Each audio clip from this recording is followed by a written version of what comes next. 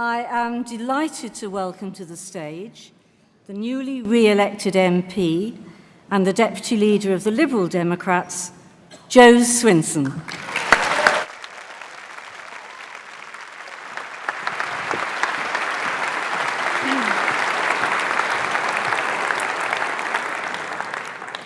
Conference. Let me take you back to a rainy Saturday morning 28 years ago. I'm doing what many 9-year-olds do on a Saturday morning, watching TV. It's a children's programme called Going Live, presented by Philip Schofield. Some of you might even remember it. Depending on your age, you might even feel it was no match for Swap Shop or Saturday Superstore. Now, that particular edition of the show sticks in my mind, because in amongst Gordon the Gopher, the kids' cartoons, and celebrities getting gunged, there was an amazing competition. The prize was to win a piece of the Berlin Wall, recently torn down in one of the most pivotal moments of 20th century history. Now, it was pretty obviously an entirely different league of competition to the usual phone-ins to win toys and CDs. I didn't win the competition, but later on, my dad visited Berlin and brought me back a little piece of that history. I think it's fair to say that as a child, apart from one Christmas watching the animated film When the Wind Blows, I hadn't given much thought to nuclear war. But the cloud had hung threateningly over the world, at times perilously close to disaster on an unimaginable scale. Now, thanks to the diplomacy, courage, and political leadership which led to the end of the Cold War, we have enjoyed 3 decades with much reduced levels of nuclear threat until now. Now, the provocative and aggressive actions of North Korea are stoking fear. This is a regime that is prepared to enslave, torture, and starve its own people. The UN inquiry was harrowing. One former prisoner told of being made to burn the bodies of fellow inmates who had starved to death and then used their remains as fertilizer. Another spoke of seeing a mother forced by guards to drown her newborn baby. A dictatorship showing such unimaginable cruelty to its own population cannot be relied upon to act rationally and step back from nuclear confrontation to protect them. Some of you are old enough to have survived the Blitz, the sirens, the air raid shelters, hiding and huddling with family members until the danger passed.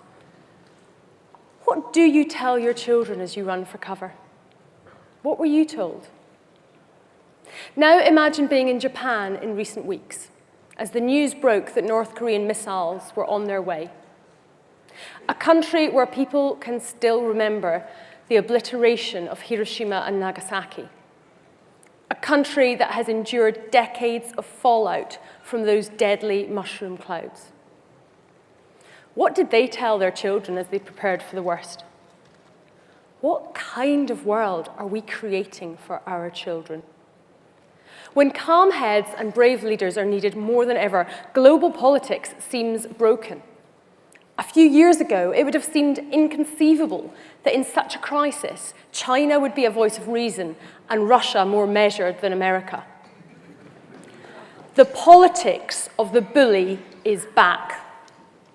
Human rights are trampled. Climate change is denied. Hate and division are spread like poison into society.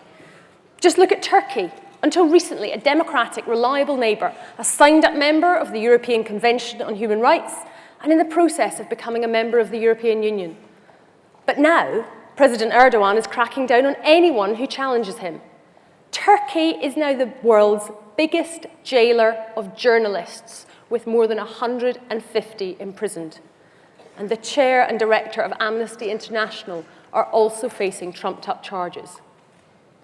In Venezuela, protesters against Maduro's power-grabbing executive have been attacked, imprisoned, and tortured.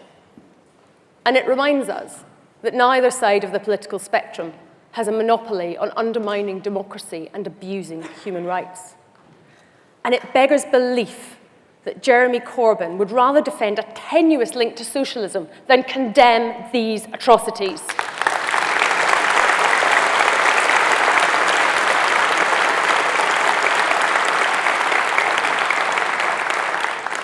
In Myanmar, we are witnessing the appalling ethnic cleansing of the Rohingya by the military led by General Min Aung Hlaing.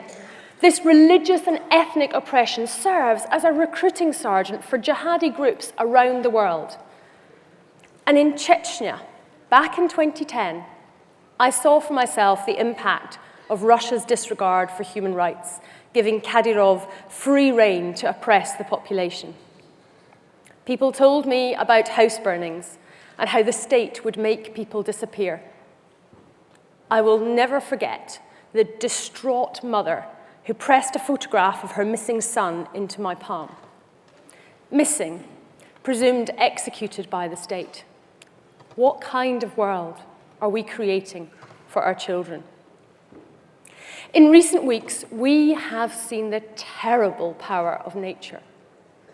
Hurricanes Harvey and Irma have left a trail of flattened communities and broken lives. 20 years ago, Harvey would have been a once in every 2,000 years event. Yet Irma followed immediately after, wreaking destruction with record-breaking winds. In South Asia, 41 million people are battling floods and displacement, which destroy lives and livelihoods. Climate scientists predict that global warming will have reached over 2 degrees by 2050, far beyond the 1.5 degrees safe limit set in the global climate change deal. 2 degrees of warming will ruin crop production in many parts of the world, leading to disease, malnutrition, and rising food prices.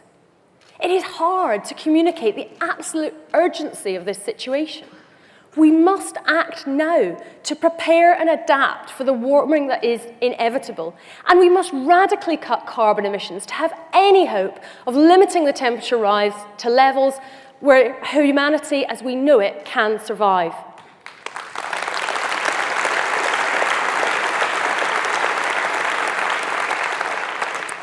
Just 2 years ago, world leaders gathered in Paris and committed to an ambitious plan to tackle global warming.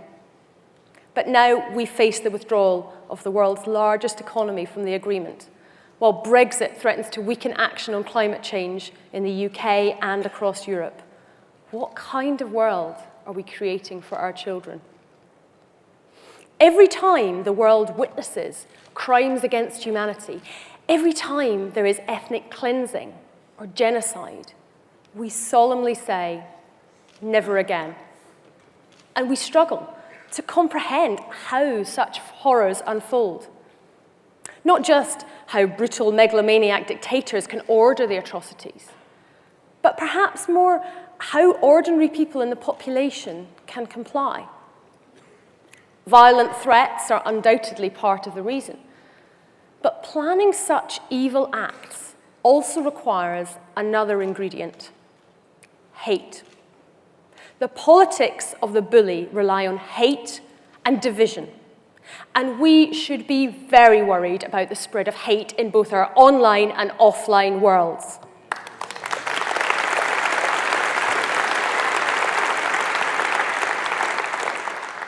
We need to talk about racism and religious bigotry. For people with brown skin, being abused in the street is a depressing reality. Levels of anti-Semitic abuse are at a record high. A tirade of bile is directed at migrants fleeing war-torn countries, the language of swarms and cockroaches dehumanizing these desperate people with heartbreaking stories. Some of this is fed by the elite cabal of media owners and their hate-filled newspapers. Online communities spreading lies and misinformation have flourished. Russia has a sinister army of social media bots spreading division, and it looks like they've even branched out into paying people to be internet trolls. The footage of Charlottesville was incomprehensible to watch. Just 70 years after the Second World War, white supremacists marching through streets carrying swastika flags, and the US president draws some kind of moral equivalence between Nazis who kill a woman and people taking to the streets saying there's no place for that hate. And don't be fooled if you think this is only in America. Just look at the murder of Joe Cox. The thing is, all of these hate groups, these extremists, they feed off each other. They seek to pervert cultural, ethnic, and religious identities and turn one against the other. ISIS is no more representative of Islam than the KKK are of Christianity.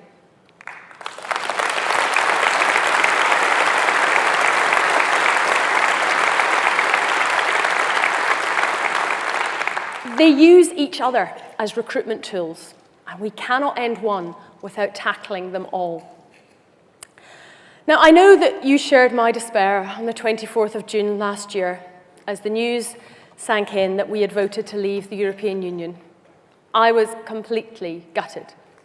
Dismayed to be leaving EU institutions, yes, but distraught at what it said about our country, our values, our vision.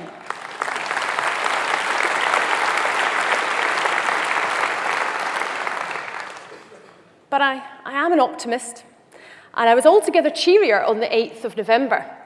The polls were looking good, and eagerly anticipating a momentous night, I popped into the shop to buy some Prosecco on the way home. I settled down on the sofa to watch the US presidential results with an excitement that will be familiar to fellow election geeks, and with a feminist hope that was shared right across the world. As the night wore on, no amount of Prosecco could have helped. President Trump is a product of the anti-liberal forces we face, and he is also their poster child. Faced with rising nuclear tensions, we have a president who picks up his phone not to talk, but to tweet inflammatory rhetoric in capital letters. A man who has made clear his own support for torture and wants to ban all Muslims from entering the US is in no position to advance the cause of human rights. He puts climate change deniers into powerful positions, defunds environmental programs, and even tells scientists to remove mention of our warming climate from government websites. His conflicts of interest are legion, treating the presidency like a marketing campaign for the Trump brand, and still not a sign of that tax return. The Trump regime unleashes daily despair, enough to keep liberal America in a state of constant shock. Trump is a bully, a misogynist, and a racist.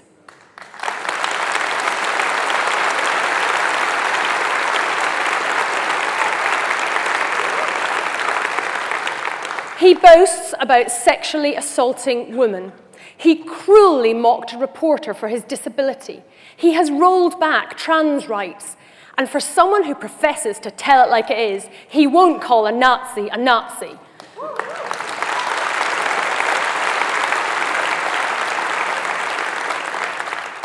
Yet, the Conservative government thinks it is right to offer Trump the honour of a state visit to the UK.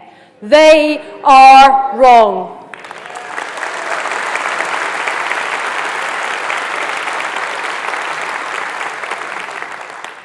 It's also a sign of our weakness in a Brexit world. How easily will our values be cast aside in our desperation to sign trade deals that avoid economic catastrophe? What kind of world will we create for our children?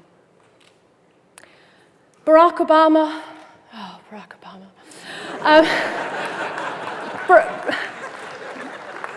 Barack Obama had a rug made for the Oval Office with his favorite Martin Luther King quote woven into it. It says, "The arc of the moral universe is long, but it bends towards justice." I'm afraid I am less optimistic or less patient As far as I can see, there is nothing inevitable about the triumph of liberal values. We need to understand what is going on so we can work out what to do.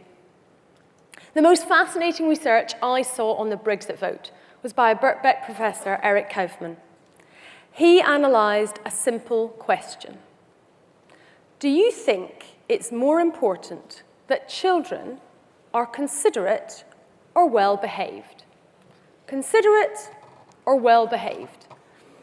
I read it, and my first thought, as the mother of a 3-year-old, was frankly, I'd settle for either.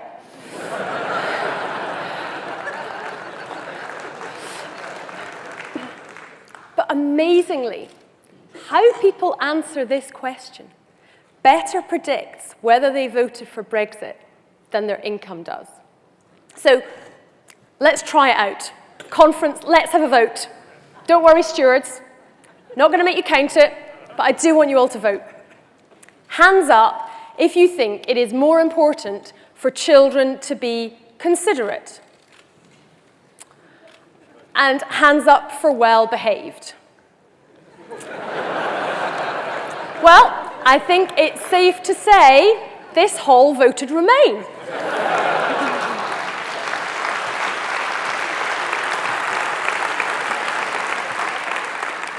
It holds true for the Trump v. Clinton voting patterns as well. The question is actually used as a fairly neutral way of assessing whether people tend towards respect for authority or a more liberal approach. Do they prefer things to be in order, controlled, or do they openly embrace change? This is the culture clash that is playing out in the UK, in other parts of Europe, in the US, and beyond. Politics feels broken to me, to many in this room, and to so many far beyond this conference hall. We are absolutely right to fight for an exit from Brexit.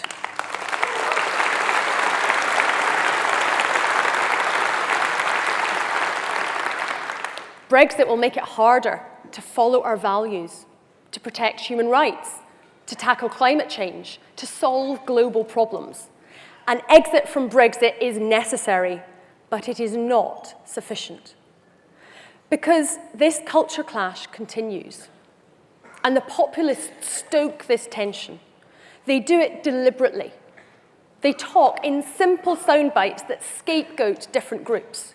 It's all someone else's fault. As liberals, we know this is nonsense. The Farage-y, Trumpy, angry, arsey, shouty slogans aren't a solution to anything.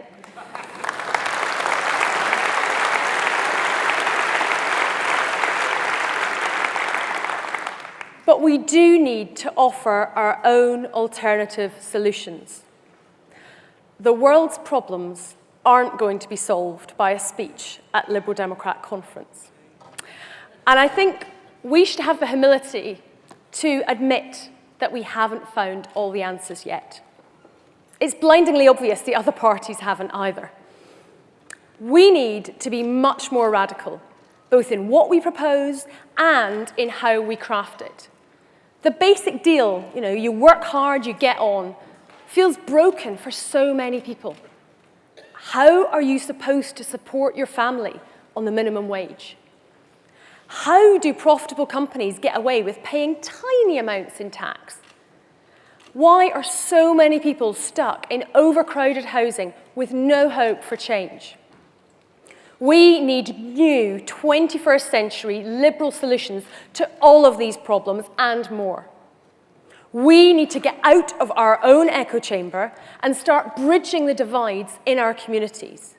We need to bring people together to create the answers, leaving no room for the populists to sow their seeds of division. We can do this. In the Netherlands and in France, the populists were defeated. And we cheered Trudeau's Liberal victory in Canada.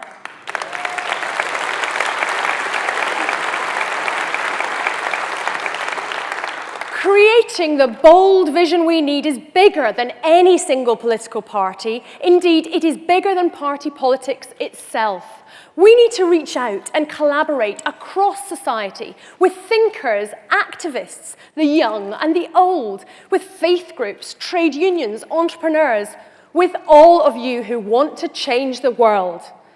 So what kind of world should we be creating for our children? A considerate one, a fairer one, a loving one, a liberal one.